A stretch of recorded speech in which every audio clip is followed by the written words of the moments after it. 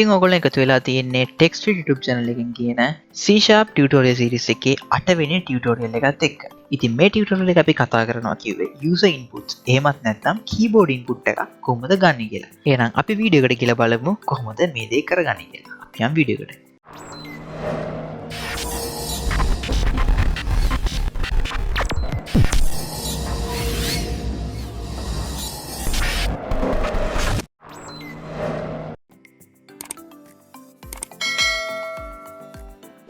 ඉතින් keyboard input එක කිව්වම ඔයගොල්ලෝ බලන්න ඇති මෙයා මොකද්ද මේ කියන්නේ කියලා. ඉතින් ඒක එච්චර අමාරු දෙයක් නෙමෙයි.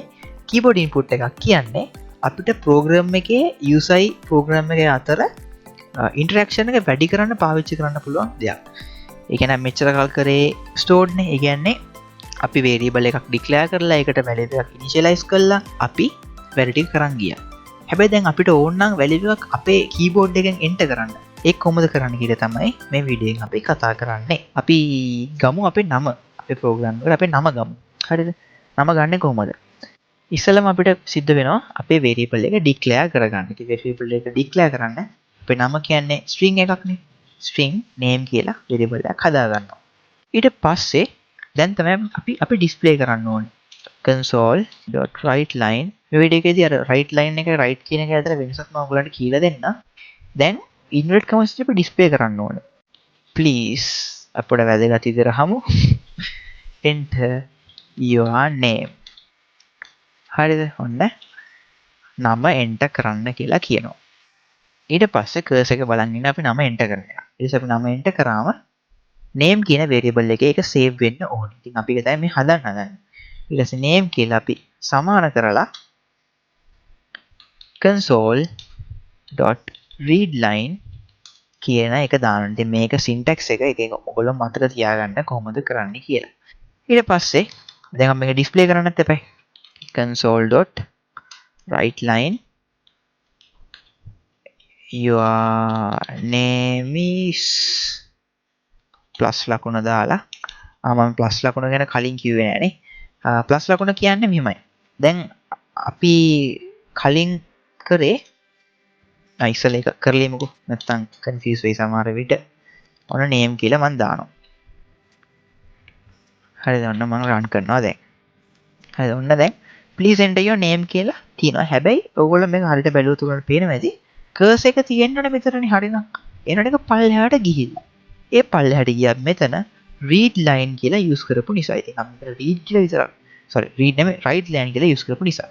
අපි මෙතන write කියන එක විතරක් use කරොත් අපේ cursor එක මෙතන නවතිනවා. write line එකේදී වෙන්නේ display වෙන්න ඕන එක display වෙලා cursor එක ඊළඟ line එකට shift වෙනවා. write එකේදී තමයි ඒ line එකේම රැඳිලා තියෙන්නේ. හරි දැන් හිතනවා මම හිතනවා ඔයගොල්ලෝ write එකත් තේරෙන්නේ නැති කියලා. අපි නම type කරගමු. නම type කරලා enter press කරනවා. ඊට පස්සේ ඔන්න අපේ නම display වුණා අපහු. හරිද? දැන් හැබැයි මේ නම display වෙද්දි දැන් මොකද්ද මේ නමක් display වුණා මොකද්ද මේ කියලා කල්පනා කරන්න ඉඩ තියෙනවා. ඉතින් ඒක අපිට බලපව ගන්න පුළුවන්. මේක meaningful කරන්න පුළුවන්. display එකේදී message එකකුත් දුන්නොත්. අපි ඉස්සෙල්ලා මෙතන write line එකේ write කියන එකට change කරගමු. හරි. ඊට පස්සේ මෙතන නම තියෙනවනේ. දැන් නම අපිට message එක display කරනවා. නම message එක display කරන්නේ inverted comma ඇතුලේ your name is කියලා දාලා ඊට පස්සේ plus ලකුණ දානවා. මේක inverted commas ඇතුලේ තියෙන ටික ඒ විදිහටම display වෙනවා. plus එකෙන් කරන්නේ variable එකයි අපි string එකයි එකතු කරපුව එක. string එක කියන්නේ inverted commas ඇතුලේ තියෙන එක එකතු කරන එක. එකතු කරලා display කරන්න කියලා කියන්නේ. මේක run කරොත් ඔයගලන්ට බලා ගන්න පුළුවන් කලින් cursor එක තිබ්බ දෙවෙනි line එකේ අපි මෙතන write කියලා විනාශ කරපු නිසා ඒ line එකේම නැවතිලා තියෙනවා. ඉතින් අපි මෙතන ගිහිල්ලා මගේ නම type කරනවා.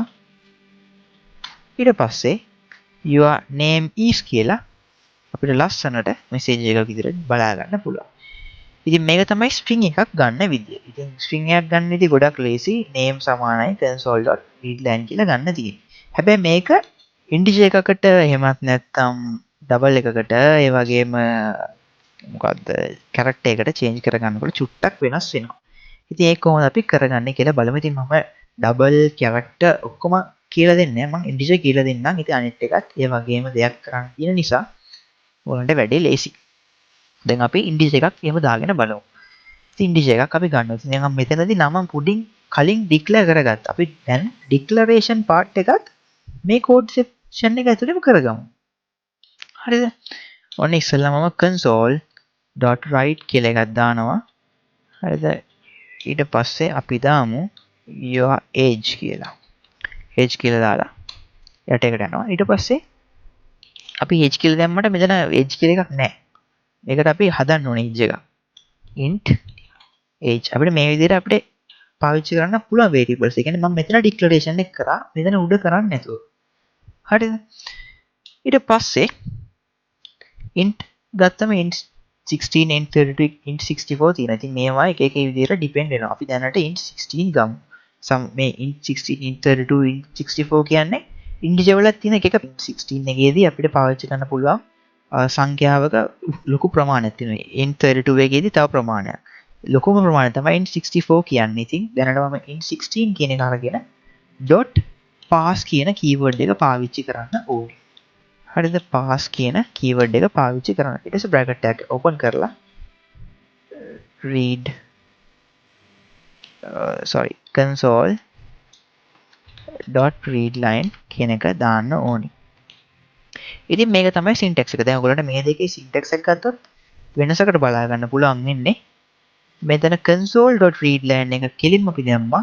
හැබැයි integer වලදී int 16 හරි 32 හරි 64 හරි දාලා dot pass කියලා දාලා console.readline කියන එක දැම්මා. ඉතින් මේක එකම වෙනස වෙන්නේ ඊට පස්සේ අපි මේක display කරමු මෙතන console.writeline